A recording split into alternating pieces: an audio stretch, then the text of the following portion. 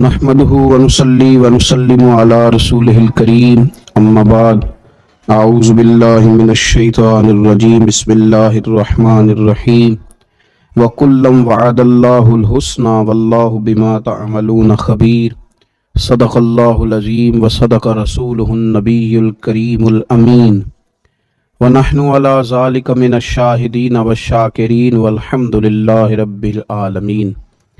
رمضان المبارک کی پرنور گھڑیوں، پرنور ساعتوں میں جن چیزوں کا ہمیں خیال رکھنا ہے اور جن نظریات کو ہمیشہ تازہ رکھنا ہے، ان میں ایک نظریہ ہے صحابہ کرام علیہم رضوان اور اہل بیت اطہار علیہم رضوان کی محبت اور تعظیم کا نظریہ۔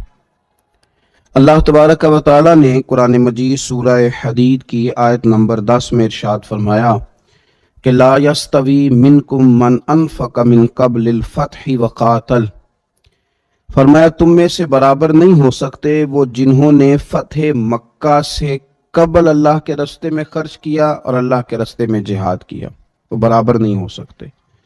اولئک اعظم درجۃ من الذین انفقوا من بعد وقاتلوا، فرمایا کہ وہ مرتبے میں ان سے بڑے ہیں جنہوں نے فتح مکہ کے بعد اللہ کے راستے میں خرچ کیا اور فتح مکہ کے بعد اللہ کے راستے میں جہاد کیا۔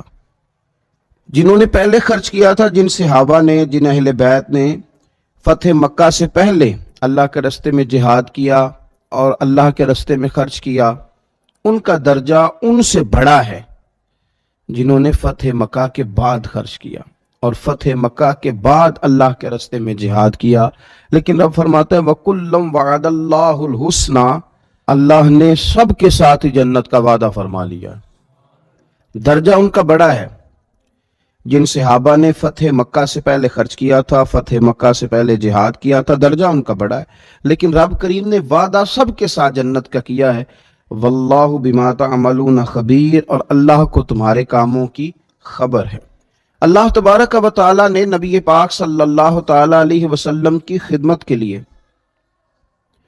ان لوگوں کو منتخب فرمایا جو کائنات کے سب سے بہترین لوگ تھے، جو سب سے زیادہ اچھے نظریات والے، اچھے اعمال والے، مخلص لوگ تھے، ان کو حضور کا صحابی بنایا۔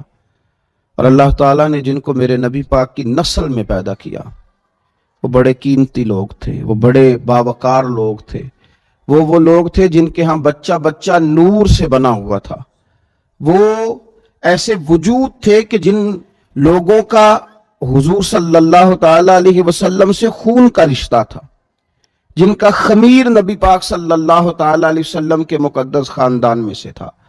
ان لوگوں کی جو بلندی شان ہے، ان کے جو مراتب ہیں، ان لوگوں کی جو عظمتیں ہیں، ہم تقریریں سنتے ہیں، باتیں سنتے ہیں، لیکن اس سے جو ہمیں نظریات اخذ کرنے چاہیے وہ اخذ نہیں کر پاتے۔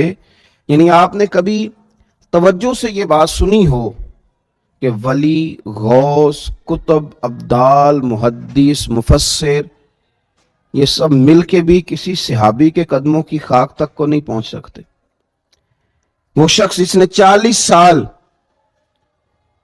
دن کو تبلیغ دین کی، رات کو عبادت کی، وہ بھی کسی صحابی کے مقام تک نہیں پہنچ سکتا۔ کیوں؟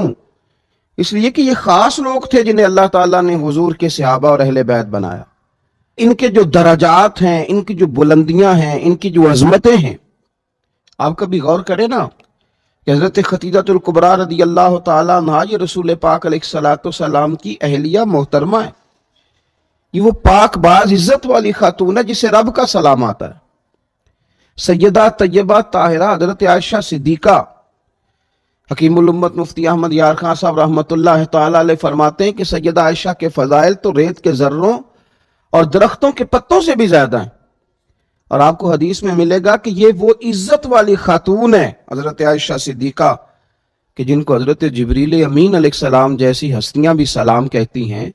کون مقابلہ کرے اس خاتون کا کہ جس سیدہ طیبہ طاہرہ حضرت فاطمہ الزہرا کو میرے نبی نے فرمایا یہ میرے جگر کا ٹکڑا ہے، جس نے اسے راضی کیا اس نے مجھے راضی کیا، جس نے اسے ناراض کیا اس نے مجھے ناراض کیا۔ نبی پاک صلی اللہ تعالی علیہ وسلم کے خاندان کا وہ حسین گلدستہ، हुजूर की सारी अजवाज, नबी पाक की चारों बेटियां, हुजूर अलैहिस्सलाम के नवासे हसनैन करीमैन।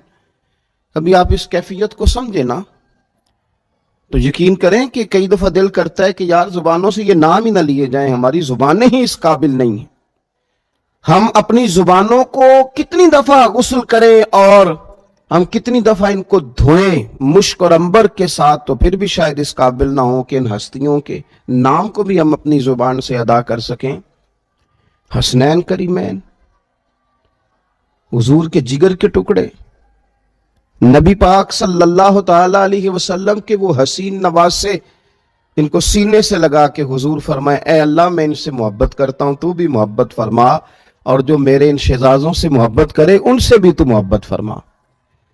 आप कभी गौर करें कि ऐसे लोगों के बारे में किसी शख्स ने अगर कजी कर दी, वो गौर तो करे, वो अपनी हस्ती तो देखे, वो अपना मेयार तो देखे, वो किसकी बात कर रहा है, वो किन लोगों के तज़किरे कर रहा है, वो किन पर तबसरा कर रहा है।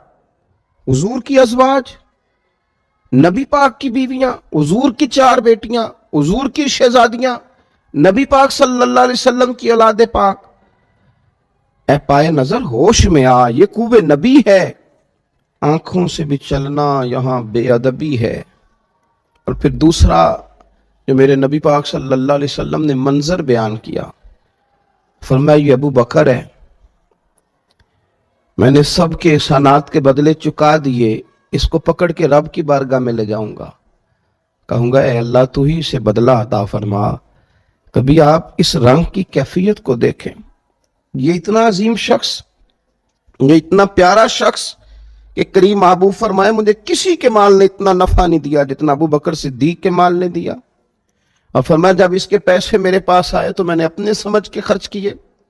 हजरत उमर फारूक रदी अल्लाह तआला अन्हु, करीम महबूब अलैहिस्सलाम फरमाने लगे, और लोगों मेरे उमर की तो वो शान है, इसका तो वो मकाम है कि शैतान इसको देख के रास्ता बदल जाता है। और फरमाया अगर मेरे बाद को नबी होते तो खत्ताब के बेटे उमर होते। वो यारो उस्मान गनी, इनको मेरे रसूल पाक ने 2 बेटियां दी, 2 बेटियां, और नबी पाक सल्लल्लाहु ताला अलैहि वसल्लम की पिंडली मुबारक से थोड़ा सा कपड़ा हटा हुआ था। तो कई सहाबा आए हुजूर की बारगाह में, सभी एजाज वाले, पर हुजूर लेटे रहे। उस्मान गनी आए तो करीम महबूब अलैहिस्सलाम ने अपने कपड़े को सीधा करके फरमाया जिससे फरिश्ते हया करते हैं, मैं उससे हया न करूं। कितना वो अजीब आदमी है कि जिससे फरिश्ते भी हया करें, वो उस उस्मान का हया न करे। और फिर मौला अली शेर खुदा करीम ने बात ही खत्म कर दी, फरमाया अली की मोहब्बत ईमान है, अली का बुग़्ज़ निफाक है। अली अल मुर्तज़ा शेर खुदा रदी अल्लाह तआला अन्हु के मर्तबे का जो हुस्न मकाम हुजूर ने बयान किया। मेरा सवाल यह है कि जो इतनी बुलंद पाया हस्तियां हों, क्या हम उन पर बैठ के तबसरे करेंगे? क्या हम अपनी जुबानों का उन्हें निशाना बनाएंगे? उनके बारे में हम कलाम करेंगे और वो लोग कलाम करेंगे इनकी कोई हैसियत नहीं है, इनका कोई मकाम नहीं है, जो सियासी और समाजी और फलाई कद काठ अपना बता के तो जिस पे दिल करे वो तबसरा करें। होश में रहना चाहिए। तो देख तो सही तू बात किसकी कर रहा है, तो किन लोगों के तज़किरे कर रहा है। मेरे नबी पाक सल्लल्लाहु अलैहि वसल्लम ने फरमाया, हदीस पाक आपको तिरमिज़ी में मिलेगी, हजरत इब्ने अब्बास, हजरत अब्दुल्ला इब्ने अब्बास रदी अल्लाह तआला अन्हु फरमाने लगे, हुजूर ने जो तरतीब बयान की ना, वो तरतीब जरा देखिएगा। करीम महबूब फरमाने लगे, रब करीम से मोहब्बत करो इसलिए कि वो तुम्हें नेमतें देता है, इसलिए मोहब्बत करो कि वो तुम्हें नेमतें देता है। और फरमाया मुझसे इसलिए मोहब्बत करो कि मैं अल्लाह का रसूल हूं, अल्लाह के लिए मुझसे मोहब्बत करो, अल्लाह के लिए। और फरमाया फिर मेरी मोहब्बत की वजह से मेरे अहले बैत से मोहब्बत करो, अहले बैत से मोहब्बत करो कि वो मेरा खानदान है, और मुझसे मोहब्बत करो कि मैं अल्लाह का हबीब हूं। और रब से प्यार करो इसलिए कि रब ताला तुम्हें नेमतें अता करता है। भाई ये अगर मसला समझ में आ गया, ये हदीस का उन्वान अगर दिल में बैठ गया कि हुजूर फरमाते मेरे लिए मोहब्बत करो, मेरे लिए मोहब्बत करो इसलिए कि वो मेरा खानदान है, وہ رسول کائنات کا خاندان ہے، تیری نسل پاک میں ہے بچہ بچہ نور کا، تو ہے عین نور، تیرا سب گھرانہ نور کا۔ سادات کا ادب کرنا، ان کے لیے جذبات ادب کے رکھنا، حضور کی اولاد کے لیے اپنے دلوں کے اندر وارفتگی اور شوق رکھنا، یہ اس لیے ہے کہ یہ میرے نبی پاک کی اولاد ہے، یہ حضور کا خاندان ہے، اور اصلہ نال جو نیکی کریے اور نسلہ تاک نہیں بھول دے۔ ہمیں تو اپنی نسلوں کا وصیت کر کے جانی ہے کہ یاد رکھنا حضور کی اولاد کا احترام نہ بھول جانا، نبی پاک صلی اللہ علیہ وسلم کی صحیح العقیدہ اولاد کے تعلق سے اپنے نظریات ہمیشہ صاف رکھنا۔ تو عقیدت کا رشتہ، الفت کا رشتہ، ادب کا رشتہ، ان حضرات کا نام لینا تو ذرا نظریں جھکا کے لینا، ان کی بات کرنا تو لفظوں میں حسن پیدا کر کے کرنا، اپنے جملوں کو وضو دے کے ان کی بات کرنا، یہ اہل ایمان کا طریقہ ہے۔ اور پھر میرے رسول پاک صلی اللہ تعالی علیہ وآلہ وسلم نے ارشاد فرمایا، لوگو میرے اصحاب کے بارے میں اللہ سے ڈرنا۔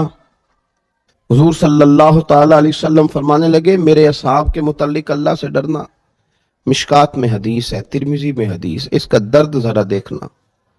فرمایا میرے اصحاب کے بارے میں اللہ سے ڈرنا، فرمایا میرے بعد انہیں اپنی زبانوں کا نشانہ نہ بنانا، یہ میرے اصحاب ہیں، انہیں اپنی زبانوں کا، اپنے طنز کا نشانہ نہ بنانا، یہ میرے لوگ ہیں، جو میرے ہیں نا ان کے بارے میں رب سے ڈرنا، ان کے بارے میں بات نہ کرنا، انہیں اپنی زبانوں کا نشانہ نہ بنانا، ان پر طنز نہ کرنا۔ حضور صلی اللہ تعالی علیہ وسلم فرمانے لگے، جس نے ان سے محبت کی اس نے میری وجہ سے ان سے محبت کی، میرے اصحاب ہے نا۔ اور فرمایا جس نے ان سے بغض رکھا اس نے میری وجہ سے رکھا۔ اور میرے نبی پاک علیہ السلام فرمانے لگے، جس نے ان کو اذیت دی اس نے مجھے اذیت دی، اور فرمایا جس نے مجھ کو اذیت دی اس نے میرے رب کو اذیت دی، اور جس نے میرے رب کو اذیت دی ان قریب میرا اللہ اسے پکڑ لے گا، ان قریب اللہ پکڑے گا اسے۔ گستاخان صحابہ یہ سمجھتے ہیں کہ ہم دندناتے پھرتے ہیں، کوئی حکومت کوئی ادارہ ہم پر ہاتھ ڈالنے کو تیار نہیں، کہ وہ یاد رکھے کہ حضور نے فرمایا ان قریب تمہیں اللہ پکڑے گا، ان قریب تم پکڑ لیے جاؤ گے، تم دھس لیے جاؤ گے۔ اہل بیت اطہار صحابہ کرام علیہم رضوان کے بارے میں ہمارے نظریات اتنے صاف ہونے چاہیے، اتنے سونے ہونے چاہیے، ہمارے عقائد کے اندر اتنا حسن ہونا چاہیے۔ حضرت عباس آتے، حضور کے چچا، نبی پاک کے چچا ہے نا، حضور کے چچا ہے، جب وہ تشریف لاتے تو صحابہ اٹھ کے کھڑے ہو جاتے حضور کے چچا کے لیے، اس لیے کہ یہ اس کریم کے چچا ہیں انہوں نے ہمیں زمین کی پستیوں سے اٹھا کر عرش کی بلندیوں تک پہنچایا۔ یہ اس کریم محبوب صلی اللہ علیہ وسلم کے چچا ہیں جنہوں نے راتیں ہمارے لیے دعائیں مانگی اور دن ہمیں تبلیغ کر کے گزارا۔ یہ اس کریم محبوب علیہ السلام کے چچا ہیں کہ جنہوں نے اپنی ولادت سے لے کر معراج شریف میں جانے تک اور معراج سے واپس آ کر اپنے وصال ظاہری تک اپنی ساری دعاؤں کا، محبتوں کا رخ ہماری جانب رکھا۔ حضرت عباس آتے تو لوگ اٹھ کے کھڑے ہو جاتے، ان کا اکرام کرتے، ان کا احترام کرتے۔ اگر ہمارے دل ان کے لیے جھکیں گے نہیں، ہماری طبیعتوں میں ان کے لیے پیار نہیں آئے گا، تو اس کا معنی یہ ہے کہ پھر ہم لوگوں نے کمزوری کی، ہم لوگوں نے پھر ظلم کیا۔ دیکھیے حضرت عبداللہ ابن عباس رضی اللہ تعالیٰ عنہ، یہ حضرت زید بن ثابت رضی اللہ تعالیٰ عنہ کے پاس علم حدیث سیکھنے جاتے تھے۔